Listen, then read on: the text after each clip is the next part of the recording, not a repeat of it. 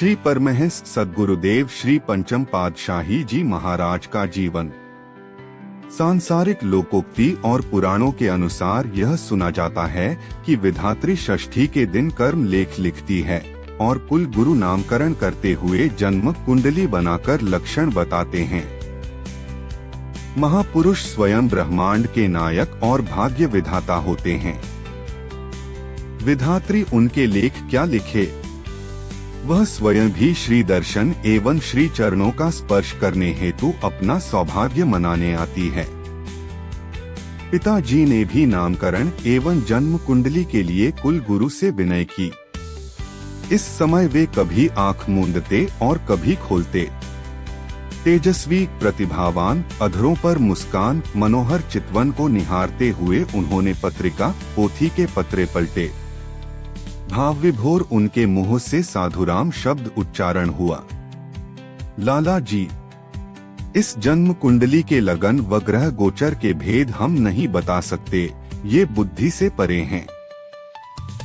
इस शिशु के मस्तक का तेज और चरणों की रेखाएं इतनी किरणें बिखरा रही है कि इतना ही कह सकते हैं कि यह महान प्रतापी, परोपकारी एवं सर्वगुण संपन्न अवतारी होगा। इतना इतना इतना महान संत, परम संत जो सर्वसृष्टि को अज्ञान और माया से छुड़ाकर ज्ञान का प्रकाश फैलाएगा। अब मैं इसके आगे और कुछ समझाने में असमर्थ हूँ।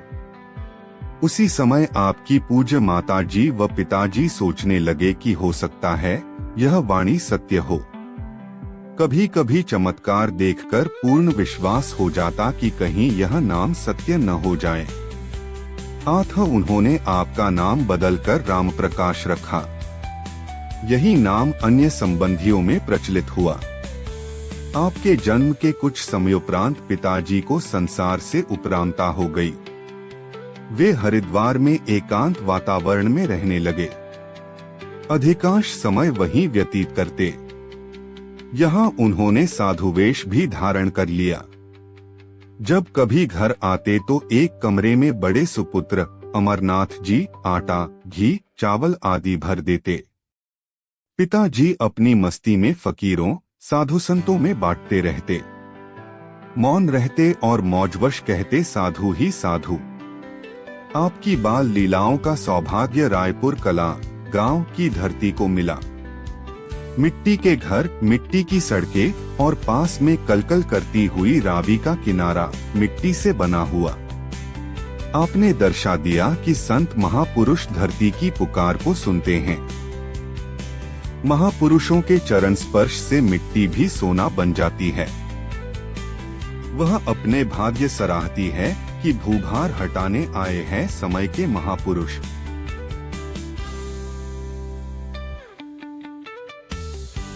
आपकी माताजी साधु सेवी और सत्संग में रुचि रखने वाली थीं। वे ग्राम के गुरुद्वारे में आपको साथ ले जाती। आपके शीश पर पतली तली जटाएं थी। आप माता की गोदी से उतरकर बार बार अपना सिर धरती पर रखते, मत्था टेकते, किलकारी मारकर हंसते।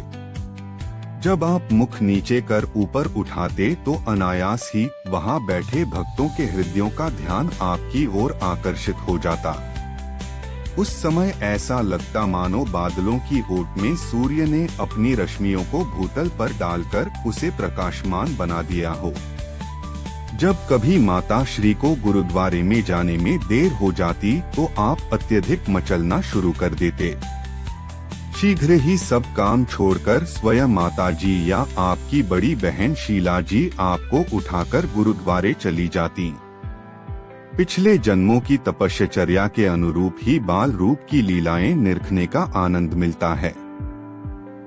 गांव की कई स्त्रियां एवं बुजुर्ग आपके घर में आकर कहते, बीबी आप धन्य हैं, आपके घर कोई भगवान का रूप ही आया है। हमारा दिल इसे मिले बिना अधीर रहता है। इसे देखकर लगता है कि मानो जीवन की निधि मिल गई है। कई सुहृद संबंधी आकर कहते कि न जाने क्यों बार बार आपके घर आने को मन चाहता है। कौन से अनोखे लाल ने आपके घर जन्म लिया है?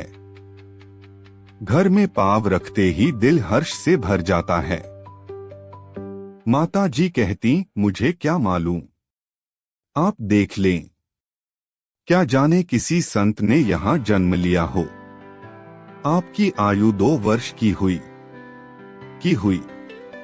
आप नियमानुसार माता जी के साथ गुरुद्वारे जाते, शीश झुकाते, गुरुवाणी को सुनने की धुन में ऐसे लय हो जाते कि सब देखते ही रह जाते थे। एक दिन आप अपनी बड़ी बहन के साथ गए। पाठ करने वाले ग्रंथी के पास कब पहुंच गए, किसी को पता न चला। दूर से किसी ने आवाज लगाई, बाबा जी। अंदर बच्चा कैसे पहुंच गया? बाबा जी, चूंकि भक्तिवान रूहें अंतर हृदय से प्रकाशित होती हैं, ने आप पर दृष्टि डाली और पाठ पढ़ते पढ़ते उच्चारण करने लगे, धन निरंकार, धन निरंकार, धन निरंकार। संगत भी उच्च स्वर में बोलने लगी, धन निरंकार। बाबा जी आनंदातिरेक से उच्चारण करने लगे कि निरंकार की ज्योत किस रूप में और कब आती है। वह अपना रूप प्रगटाती है, परंतु जीव समझ नहीं पाते। वे सांकेतिक भाषा में बतला रहे थे कि दिव्य ज्योत ने बालक के रूप में दर्शन दिए हैं। आप अवतारी विभूति हैं।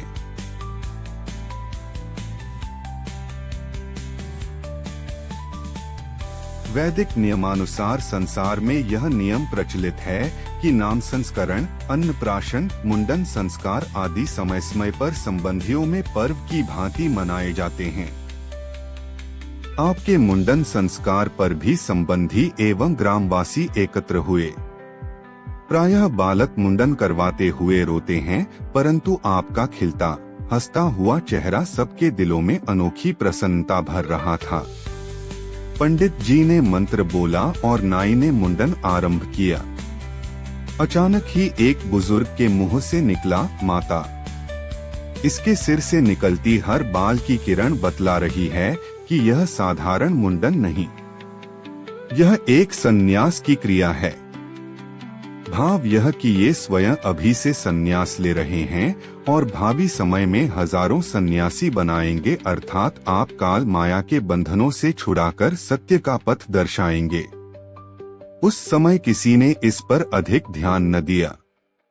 कौन जाने कि बुजुर्ग के शब्द भविष्यवाणी थे या उसके अंतर हृदय में भगवान प्रकट होकर स्वयं संदेश सुना रहे थे। योगमाया के वशीभूत हो सबने सुना अनसुना कर दिया और आमोद प्रमोद किया। वह भविष्यवाणी आज सब पर प्रकट है।